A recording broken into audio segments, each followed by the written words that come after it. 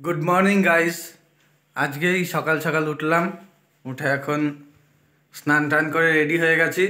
আজকে একটু মায়াপুর যাব, তা এখন যাব একটু ওদের বাড়িতে, গিয়ে যাই একসঙ্গে, তারপর বেরোবো। তাহলে যাই ওখানে, তারপর তোমাদের সঙ্গে আবার দেখা হচ্ছে। দেখো এখন আবার এখানে আসলাম এখন। হ্যাঁ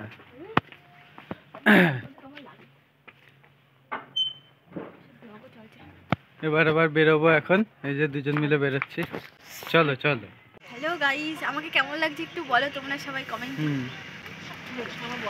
এখন আমরা বাসের জন্য অপেক্ষা করছি, দেখি কখন বাস আসে। তার বাস ধরে এখন বাস স্ট্যান্ডে যাব, তারপর সেখান থেকে আবার বাস চেঞ্জ করে মায়াপুরের বাস। কৃষ্ণনগর থেকে বাসে উঠে আমরা এখন মায়াপুরের দিকে যাচ্ছি।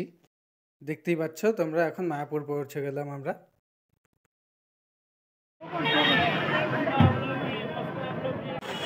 এখন আমরা মায়াপুরে আসলাম, দেখতেই পাচ্ছেন।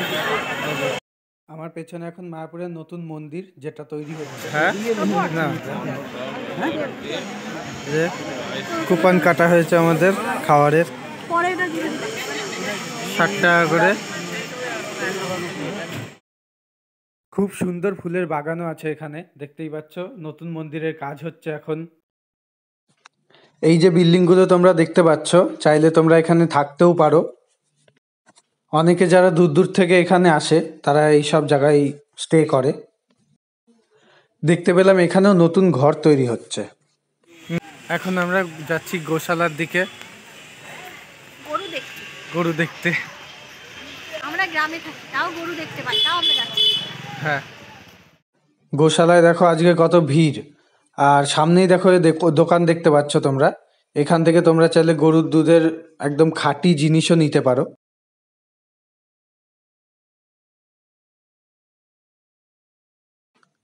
সবাই শুধু বেশি বেশি করে এই গরুটাকেই আদর করছে, শুধু এই শিংটার জন্য এর। আর এই গরুটার শিং তোমরা একটু দেখো, কি বড় শিং। তাই দেখো আমরাও একটু আদর করে নিলাম।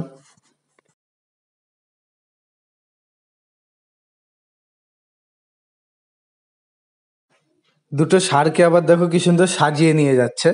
পরেই তোমরা দেখতে পারবে কিসের জন্য নিয়ে যাচ্ছে এগুলোকে। এই রথ টানার জন্য এদেরকে এত সাজিয়ে গুছিয়ে নিয়ে আসা হতো।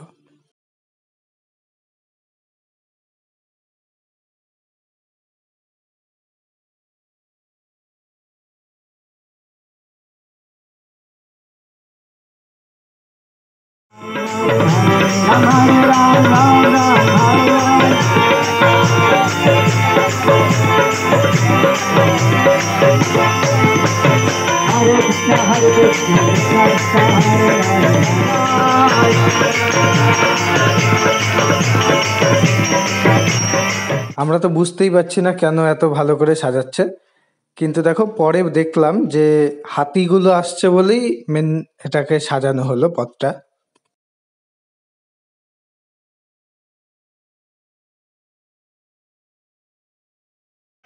দাদার ফোনে ছবি তো বুঝলি।